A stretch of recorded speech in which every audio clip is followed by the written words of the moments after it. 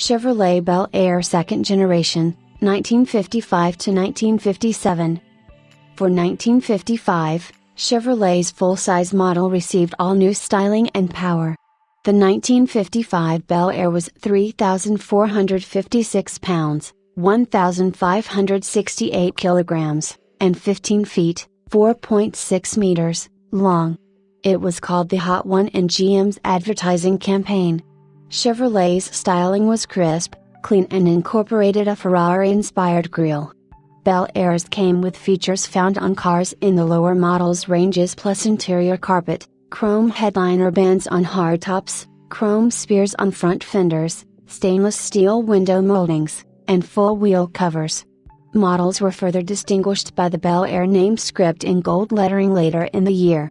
For 1955, Chevrolets gained a V8 engine option and the option of the 2-speed Power Glide automatic, or a standard 3-speed synchro mesh manual transmission with optional overdrive.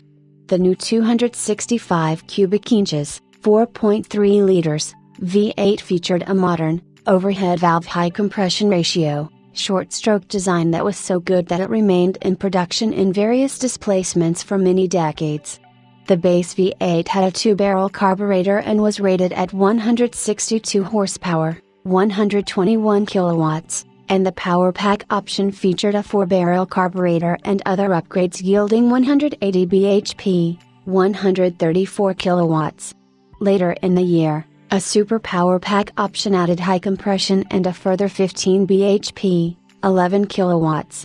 Idiot lights replaced gauges for the generator and oil pressure.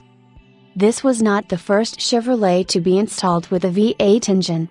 The first Chevrolet with a V8 engine was introduced in 1917 called the Series D, which was built for 2 years, and was manufactured before Chevrolet joined General Motors. Motor Trend magazine gave the Bel Air top marks for handling.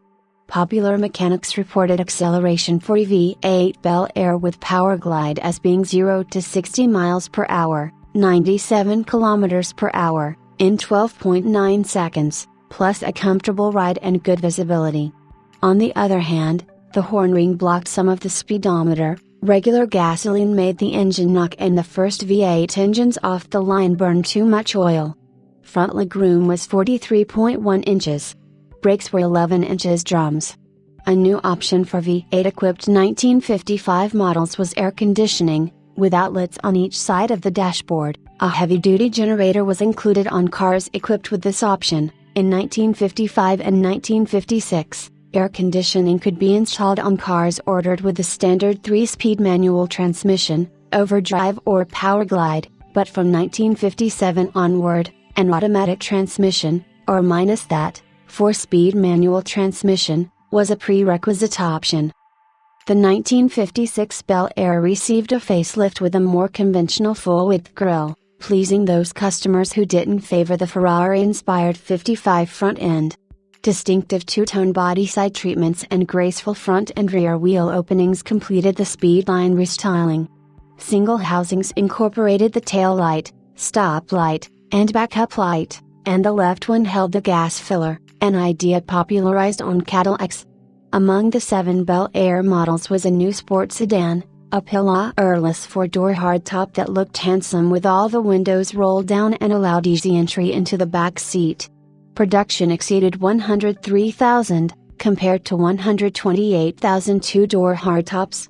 Shapely 2-door Nomad wagons topped the price chart at $2,608, but now carried the same interior and rear wheel sheet metal as other Bel Airs, lacking the original's unique trim. Only 7,886 were built. The least costly Bel Air, at $2,025, was the 2-door sedan. Seatbelts, shoulder harnesses, and a padded dashboard were available, and full-size cars could even get the hot Corvette 225 horsepower engine. In 1956 sales material there was an optional rain-sensing automatic top, which was first seen on the 1951 LeSabre concept car. However, it is believed that it was never installed on a car. Popular Mechanics reported only 7.4% of owners in their survey ordered seat belts. A 56 Bel Air 4-door hardtop, prepared by Chevy engineer Zora Arkustuntov, set a new endurance, speed record for an automobile ascending Pikes Peak. In 1957, engine displacement grew to 283 cubic inches, 4.6 liters, with a superturbo Fire V8 option, shared with the Corvette, producing 283 horsepower, 287 PS, 211 kilowatts, at 6,200 revolutions per minute and 290 pounds-feet, 393 Nm, at 4,400 revolutions per minute of torque with the help of Rochester ramjet continuous mechanical fuel injection, closed loop. These so-called fuel-y cars are quite rare, since most Bel Airs were fitted with carburation. The 1957 Bel Air is considered by many to be an icon of its age, right alongside Elvis, Marilyn Monroe, and Leave It to Beaver, and is among the most recognizable American cars of all time. 18. Well-maintained examples, especially sport coupes and convertibles, are highly sought after by collectors and enthusiasts. They are roomy, with tastefully restrained, period-used tail fins and chrome. A second automatic transmission, Turboglide, was optional. While the original two-speed Powerglide continued unchanged, Turboglide provided a continuously variable gear ratio which made shifting imperceptible. The shift quadrant on Turboglide cars followed a PR and DGR pattern. From 1955 to 1957, production of the two-door Nomad station wagon was assigned to the Bel Air series, although its body and trim were unique to that model. Prior to becoming a regular production model, the Nomad first appeared as a Corvette-based concept vehicle in 1954. Chevrolet has since unveiled two concept cars bearing the Nomad name, most recently in 1999. The 1955 to 1957 Chevrolets are commonly referred to as Tri-5s. The 1955 1957s were made in right-hand drive and shipped from Oshawa, Canada, for local assembly in Australia, CKD, New Zealand, SKD, and South Africa. All three model years had a reversed version of the 55 LHD dashboard and did not get the LHD model's 1957 redesign. A black 1955 Chevrolet Bel Air was featured in the 1973 movie American Graffiti. In the movie, the car is driven by the character Bob Falfa, played by Harrison Ford. The 55 inches features a big hood scoop, and a signature cowboy hat in the rear window.